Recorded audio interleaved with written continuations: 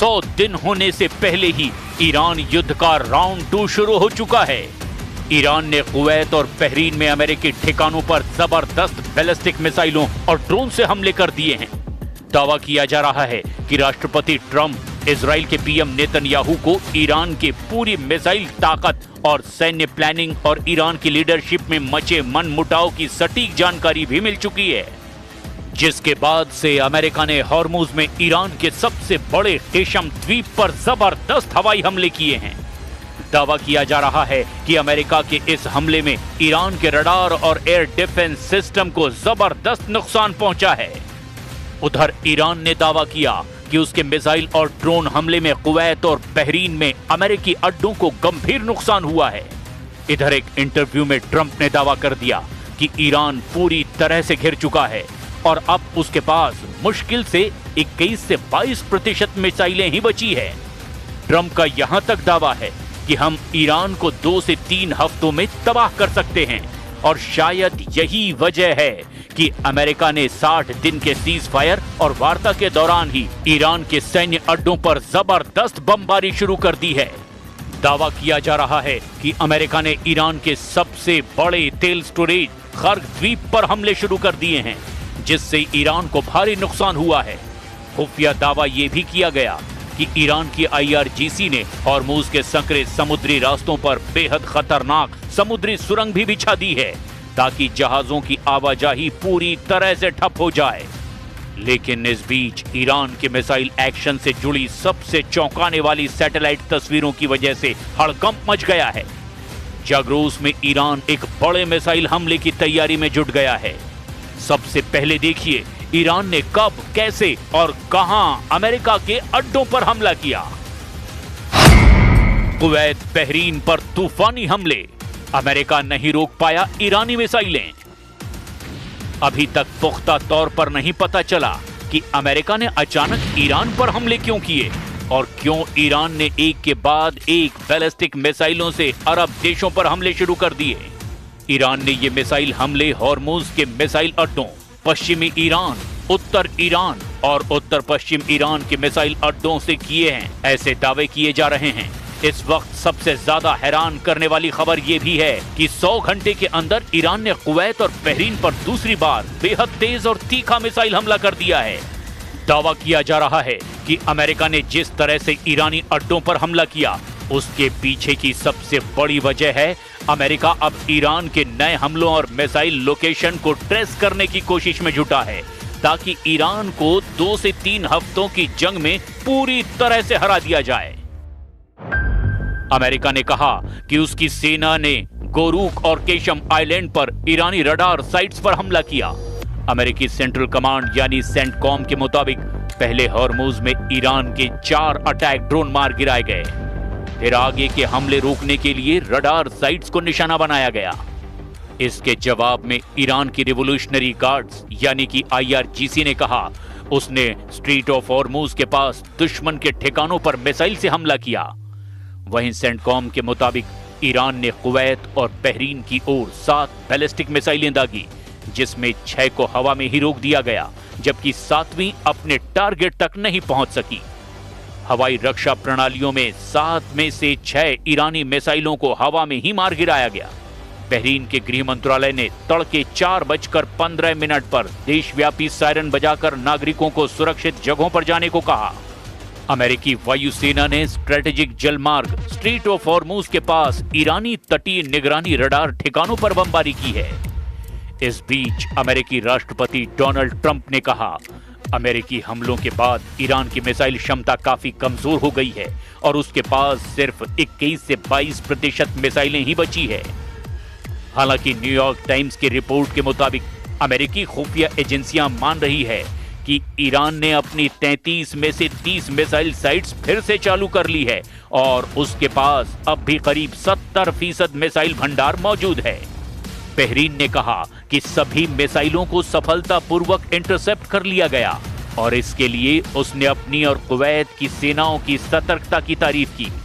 Bahrain ने Iran से तुरंत हमले रोकने, हॉर्मुज को पूरी तरह से खोलने और समुद्री बारूदी सुरंगों की जानकारी देने और फंसे हुए 20,000 से ज्यादा नाविकों को सुरक्षित निकालने की मांग की है।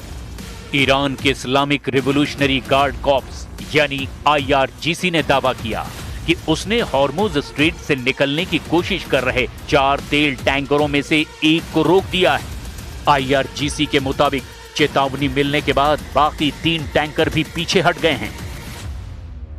159 ships in 4 days. Even Ken is impressed by that. 4 days, 159 ships at the bottom of the sea.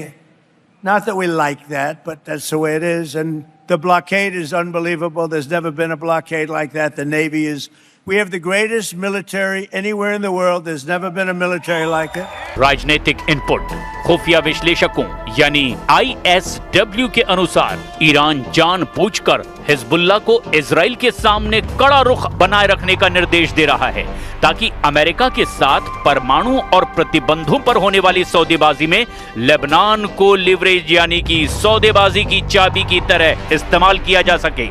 इधर IAEA के गोपनीय इनपुट संकेत देते हैं कि ईरान ने युद्ध की आड़ में अपने भूमिगत फोर्डो और नतांज ठिकानों पर सेंट्रीफ्यूज की गति बढ़ाकर यूरेनियम को हथियार ग्रेड यानी 90% तक संवर्धित करने की गुप्त कोशिशें तेज कर दी है। दावा तो यहां तक किया जा रहा है कि सीरिया के रास्ते हथियारों की गुप्त सप्लाई ईरान ने शुरू कर दी है। इजरायली खुफिया एजेंसी मोसाद को इनपुट मिले कि सीरियाई सीमा के रास्ते ईरानी फतह-2 मिसाइलों और सटीक गाइडेंस किट्स की एक नई खेप हिजबुल्लाह के पास लेबनान के पहाड़ी इलाकों में ट्रांसफर की जा रही है। میدان مبارزه دیپلماسی هیچ اعتمادی به حرفها و وعده‌های دشمن ندارند. آنچه برای ما ملاک است دستاوردهای عینی است که باید کسب کنید تا در مقابل آن دست به انجام تعهدات خود بزنیم و تا اطمینان پیدا نکنیم که حقوق ملت ایران را گرفته ایم هیچ توافقی را تأیید نخواهیم کرد. ICBM बनाएगा ईरान, अमेरिका पर करेगा पहला हमला। ईरान ने लगभग 100 दिन तनाव और युद्ध में अमेरिका, इजराइल और खाड़ी देशों को अच्छी तरह से समझा दिया कि ईरान कहीं भी और कभी भी हमला कर सकता है। अमेरिका का रक्षा कवच ना अपने सैन्य अड्डों को बचा पाएगा और ना ही अरब देशों को बचा पाएगा। दावा किया जा रहा है कि ईरान अब ऐसे हमले की तैयारी कर रहा है जो शायद कल्पना से भी परे है। ईरानी सांसदों ने अमेरिका में घुसकर ईरान से हमले की अपील कर दी है। लेकिन सवाल उठता है, अगर ईरान अमेरिका की राजधानी वॉशिंगटन या न्यूयॉर्क या फिर ट्रंप के चहेते शहर फ्लोरिडा पर मिसाइल हमला करना चाहता है तो क्या उसके पास इंटरकॉन्टिनेंटल बैलिस्टिक मिसाइल यानी ICBM है या नहीं? जवाब है नहीं।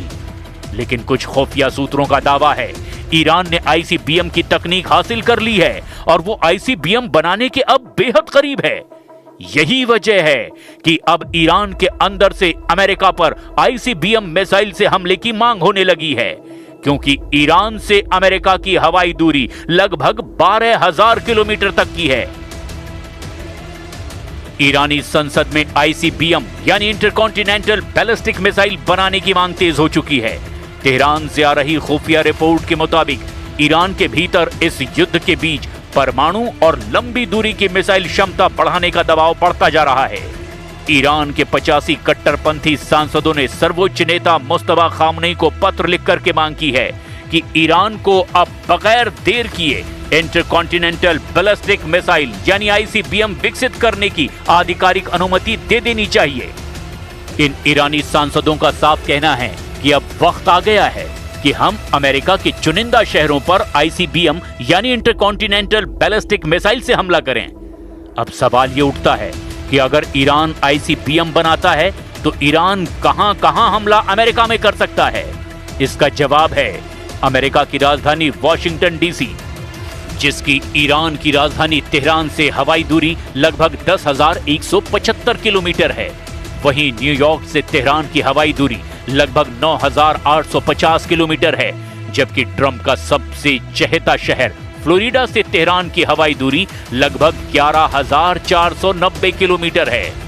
साल 2019 में ट्रंप ने अपने मूल गृह राज्य न्यूयॉर्क को छोड़कर कानूनी रूप से फ्लोरिडा को अपना स्थायी निवास बना लिया था। फ्लोरिडा को ईरान अपना सबसे प्राइम टारगेट मानता है। अब ऐसे हालात में यह साफ नजर आ रहा है कि अमेरिका और ईरान का एक दूसरे पर हमला करना साबित करता है कि अब जंग आर पार की शुरू हो चुकी है।